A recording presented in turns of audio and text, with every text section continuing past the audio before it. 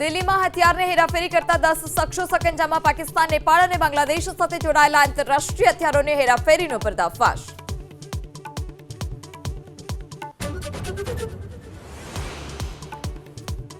રાજકોટના મવડીમાં રાધેકૃષ્ણ ડેરીમાં દૂધના નમૂના ફેલ, દૂધમાં વેજીટેબલ ફોરેન ફેટનો કરાતો હતો ઉપયોગ, ડેરી સામે કરાઈ કાયદેસરની કાર્યવાહી।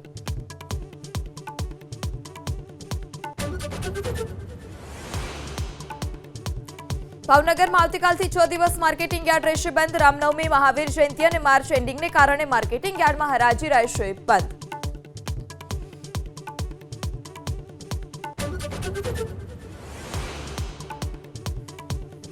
સુરતમાં મહુવા ટાઉનમાં ખુશ્બુ કોમ્પ્લેક્સમાં આગથી અફરાતફરી, આગની ઝપેટમાં આવતા દુકાનો બળીને ખાખ થઈ। આગ લાગવા પાછળનું કારણ અકબંધ, કોઈ જાનહાનિ નહીં।